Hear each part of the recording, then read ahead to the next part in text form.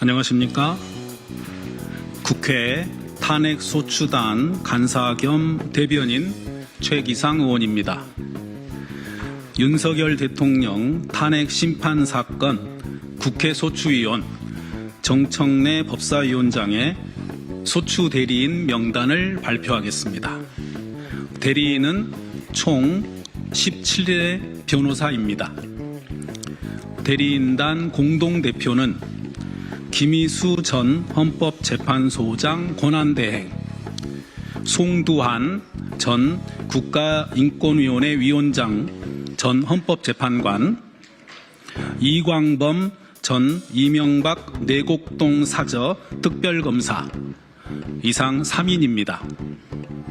실무총괄은 전 헌법재판소 헌법연구관이자 전 인하대학교 법학전문대학원 교수인 김진한 변호사입니다.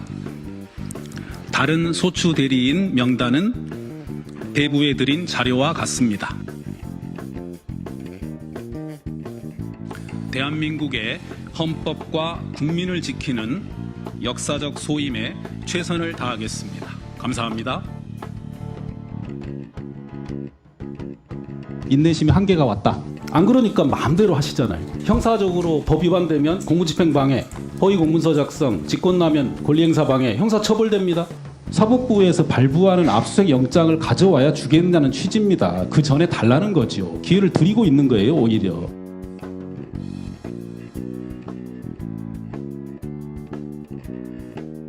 입법부가 행정부에 대해서 자료 제출을 요구하고 특히 상임위에서 의결까지 했는데 자료를 안 내면 그런 생각이 드네요. 행정부하고 입법부가 견해가 다르면 사법부에서 압수수색 영장을 받아오란 얘기로 계속 들립니다. 기재부가 다른 부처와 달리 압수수색을 받아본 경험이 없나 본데요. 입법부에서 정상적인 절차를 거쳐서 자료를 제출 요구할 때 제출하는 것이 훨씬 더 낫지 않을까 싶네요. 인내심의 한계가 왔다라는 말씀을 꼭 드립니다. 이 정도 사안이면 국무회의 심의 의결 거치고 대통령 승인 받아야 될 것 같아요. 이거 국무회의 심의했습니까? 안 했습니까? 하지 않았습니다. 안 했죠. 네. 법을 볼까요? 헌법을 볼까요?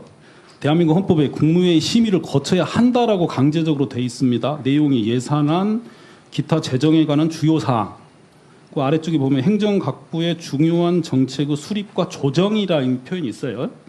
아래쪽에 국무회의 규정을 보면요. 이런 사항은 국무회의에 수시로 보고해야 된다고 돼 있습니다. 부처 간의 협조가 필요한 사항. 이 문제 때문에 행안부와 교육부 차관하고 기재부 2차관이 2번이나 간담회했잖아요. 이 정도 사안이면 국무회의에 보고도 하고 심의를 거쳐야 될 것 같은데 왜 안 했습니까? 세수 결선 문제와 관련해서 예, 누가 국무회의 심의 안 거치자고 결정한 사람이 누구예요? 당시 장관인가요? 글쎄 당시 장관이 안 해도 된다고 하던가요? 아니, 그런 사안은 아니고요. 호의가 계속되면 그게 권리인 줄 알아요. 이 영화 대사 아십니까? 2023년 지방교부재원 미교부 과정에 대해서 교육부 등과 협의과정 자료를 달라고 했더니 안 줍니다. 기재부가. 근데 교육부는 보내왔어요. 윤 행정부 출범 이후 대통령 지시사항을 제출하라고 그랬더니 기재부는 안 냅니다. 근데 교육부는 냅니다. 알고 계십니까? 네, 그 상황은 지금 듣고 있습니다. 네. 그 다음 PPT 보겠습니다. 무능과 오만의 기재부라고 일단 종합평가를 하고요. 이제 남은 건 책임이다라는 말씀드립니다. 반헌법적인 행정, 국회와 국민을 무시를 넘어서 멸시하는 수준이 아닌가 생각이 들어요. 다른 행정부와 지자체 위에 군림하고 있다는. 세수 결손이 생겼는데 지방 교부 재원 미지급하는데 국회 심의 의결도 안 거치고 지자체와 협의도 안 합니다. 그 결과는 국민 생활에 중대한 악영향이죠. 관련해서 국회에서 의결해서 자료를 제출을 요구했더니 거부를 해요. 근데 결과는 2년 연속 세수 결손이네요. 또 국정감사에 자료를 달라고 그랬더니 태만합니다. 결국 장관이나 차관 그리고 고위공직자들은 헌법에 따라서 탄핵 소추하거나 법률에 따른 징계 여부가 문제가 됩니다. 그리고 제가 서두에 말씀드렸지만 자료를 달라고 여러 번 요구를 하는데 안 준다는 것은 입법부에게는 줄 수 없다 이렇게 들린다는 거예요. 그렇다면 행정부와 입법부가 견해가 다르면 사법부에서 발부하는 압수수색 영장을 가져와야 주겠다는 취지입니다. 그 전에 달라는 거죠. 기회를 드리고 있는 거예요, 오히려. 사법부가 압수수색 영장 발부하려면 부득이 고발을 해야 되는 거잖아요. 오른쪽에 표 한번 보세요. 기재부는 헌법에 규정되어 있지 않는 행정각부에 불과합니다. 입법부 국회는 헌법기관이고요. 헌법기관 3개 중에서도 나라를 주도하는 기관이에요. 국회에서 자료 제출 달라고 하고 심의 의결 하려고 하는데 협조를 안 하잖아요. 그래서 이 과정을 마무리 짓기 위해서는 기재부에서 국정감사 중에 최선을 다해야 된다는 말씀을 드리고요. 우리 아까 말씀드렸던 예산총괄 심의관 잠깐 나오시면 여쭤보겠습니다. 대기하고 계신가요? 자, 질문을 제가 하겠습니다. 작년에 교육부 차관, 행안부 차관 간담회 때 심의관께서 배석하셨습니까? 안 하셨습니까? 하셨습니까? 안 하셨습니까? 차관님 주제로 했던 적에 한번 배석한 적이 해석했습니까? 있습니다. 예. 이 사건 국무회의 의결했습니까? 안 했습니까? 이 건에 관해서. 국무회의 의결. 국무회의 의결한 건은 아닙니다.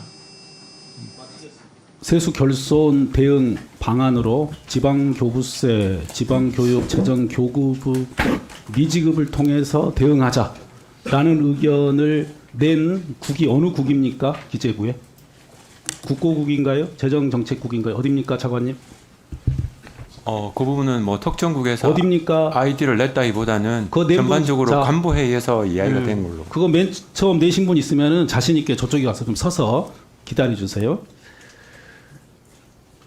헌법 위반, 그 다음에 법 위반 이런 얘기 나오는 거 알고 계시죠? 헌법재판소에서 권한쟁의 심판 지금 진행 중인 거 알고 계세요? 그 부분 제가 파악하지 못했습니다. 그걸 몰라요? 헌법재판소에서 권한쟁의 심판, 공무원이 헌법 위반하면 어떻게 됩니까? 법 위반하면 어떻게 되죠?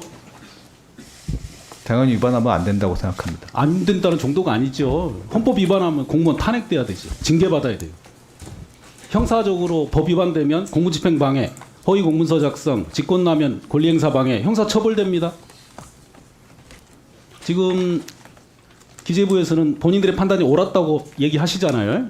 예, 그렇습니다. 그럴 수는 있습니다. 그러면 그게 옳지 않았다라고 결론이 나면 책임을 져야 돼요. 그래서 물어보는 거예요. 맨 처음 이 아이디어 낸 사람 누굽니까? 기재부의 어느 국장인가요? 아니면 우리 1차관 이전에 용산에 있었죠? 예, 그렇습니다. 대통령실 의견입니까? 누굽니까? 자랑했으면 손 들어보세요. 잘한 의견이니까 상을 좀 받아야 되지 않나요? 누굽니까? 저희 기재부 전체적인 정무적인 판단이지. 그럼 누구 전체적으로 특정- 다 책임질 거예요. 예, 예, 그렇습니다. 헌재에서 권한쟁의 심판 지금 진행 중인 거 장관 알고 계세요?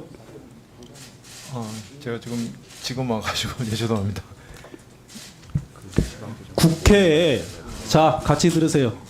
국회에 낸 서면에 네네. 허위 내용이 있으면 됩니까 안 됩니까 장관? 네, 안 됩니다. 안 되죠. 네. 얼마 전에 전직 대법원장이 검찰에 비공개 소환 조사 받았다는 언론 기사 보셨습니까? 네. 차관 보셨어요? 1차관? 못 봤습니다. 2차관 보셨어요? 네, 맞습니다. 어떤 내용인지 아세요? 2차관? 뭐 전직 대법원장께서 국회에 제출한 자료에 뭘 잘못 썼다는 걸로 국회에 조사를- 제출한 자료에 허위 내용이 있었다고 고발을 누가 했는지 아세요? 고발 주체. 그것까지는 파악을 못했습니다. 당시에 국민의힘이 했다고 기사에 나왔을 겁니다. 국회에 낸 결산 관련한 내용에 허위가 있으면 허위 공문서 작성과 동시에 공무집행 방해 혐의를 받을 수 있고 지금 전직 대법원장도 조사받고 있다는 내용을 부총리하고 차관들 뒤에 국장들께 말씀드립니다. 아까 우리 김영환 의원께서 말씀하신 부분도 그렇고 다른 부분에 대해서도 마찬가지라는 의견을 드려요. 우리 부총리께 말씀드릴 건 이겁니다. 세수 결손 부분을 지방교부세, 지방교육, 재정교무금, 미지급을 통해서 해결하자 의견을 낸 사람이 누구냐고요. 이 좋은 아이디어를 낸 사람이. 그걸 알고 싶습니다. 누구죠? 공무원이 잘했으면 상 받고 못하면 책임져야 되는 거죠. 그 과거에도 저희 과거 얘기하지 마세요. 제 질문에 답변하세요. 예. 누가 냈습니까? 용산에서 냈습니까? 저는 당시에 용산에 짜왔던 걸로 기억. 기재부에 계셨잖아요. 예. 차관보. 예. 또 누가 냈어요? 회의하실 때 하셨으니까 좋은 아이디어를 널리 알려야죠. 다음에도 이렇게 하라고. 국회랑 상의할 필요 없다. 아이디어 누가 냈습니까? 법률 검토 누가 했을 거 아니에요. 누가 했어요? 알려주세요. 누가 했습니까? 이거 국회 가서 국회의원들한테 무슨 이걸 상의하냐. 우리가 마음대로 하면 되지라는 의견 누가 냈냐고요. 의견을 누가 냈을 거 아닙니까? 과거 사례도 검토했고 2013년도에도 그렇게 하지 말라고 국회에서 시정 요구했잖아요. 알고 계세요? 부총리? 알고 계십니까? 지방자치단체에서 이번 일로 얼마나 큰 타격을 받을지 전국에 있는 지방자치단체 장들하고 누구랑 얘기를 해보셨어요? 얼마나 어려움이 있는지? 공문 보내면 답니까? 누구랑 얘기하셨어요? 부총리 지금 이번에 이 문제 때문에 지방이 얼마나 어려운지 얘기 들으신 바 있으세요? 시장 군수들 와서 얘기하던가요? 그리고 그 과정에서 형사처벌의 가능성이 있으면요. 우리 기재부의 이런 행위도 저는 검찰과 법원의 판단을 받을 때가 됐다고 생각합니다. 안 그러니까 마음대로 하시잖아요. 아이디어 누가 냈겠죠. 고위공무원단 승진 시 저는 퇴직 후에 불로소득 포기 서약을 받아야 된다고 생각합니다. 승진 아니면 로펌이나 세무사면서 돈을 많이 벌겠다. 이래서는 안 되죠. 후배 국세공직자들에게 어떤 신호를 주는 겁니까? 국가에서 배려하고 동료들의 협조 때문에 30년간 월급 받고 해외 연수 다녀와서 고위직까지 갔어요. 그런데 그거를 다 본인의 노력이나 능력 때문이라고 생각합니다. 그래서 로펌 가서 돈 버는 게 당연하다고 생각해요. 아닙니다. 부끄럽고 염치 없는 일이에요. 로펌에서 무슨 일을 합니까? 말씀드렸던 이 불로소득을 비호하는 일을 하는 데가 대한민국 로펌 아닙니까? 후배들한테 본보기가 돼야 돼요. 우리 청장님은 임기 종료 후에 로펌이나 세무사 안 하신다고 그랬죠? 예, 제가 청문회 때 그렇게 말씀드렸습니다. 퇴임 이후에 로펌에 가시거나 세무사 하실 우리 차장님, 청장님 계시면 손 들어보세요. 뒤에 잘 보셨죠? 앞에 계신 분들 세무사나 로펌 안 가신답니다. 그래야 국세청에 대한 국민의 신뢰가 생기고 올바른 방향으로 갑니다. 저도 법원에 있었습니다만 판사들이 퇴직 후에 변호사로 돈 벌겠다 생각하는 순간 법원의 신뢰가 바닥이 됩니다. 검사들도 마찬가지고요. 지금 여기 계신 분들이 모범을 세워주셔야만이 오늘 말씀 나눈 모든 것들이 국민들이 믿게 됩니다. 이 자리에서 그 부분을 약속해 주시고 방법은 간단합니다. 나 앞으로 세무사나 로펌 안 가겠다고 말씀하시는 분을 승진시키세요. 능력 차이 별로 안 납니다. 청장님 그 부분 좀 검토를 좀 해주시면 좋겠어요. 의견을 좀 말씀해 주십시오. 예, 의원님 뭐 길게 말씀하신 그 말씀의 취지 제가 잘 이해하고 유념하겠습니다. 저뿐만 아니라 여기 있는 간부들 다 유념할 거라고 생각하고 있습니다. 12.3 비상계엄 관련 느낀 것이 여럿입니다. 가장 크게는 대통령의 반헌법성 그리고 국가의 불안하고 위험한 존재다라는 것이고요. 국무총리, 국무위원, 고위 군 간부, 경찰 1, 2인자 등 권력 지도층의 용기와 양심, 지성의 수준이 보잘것없음이 드러났습니다.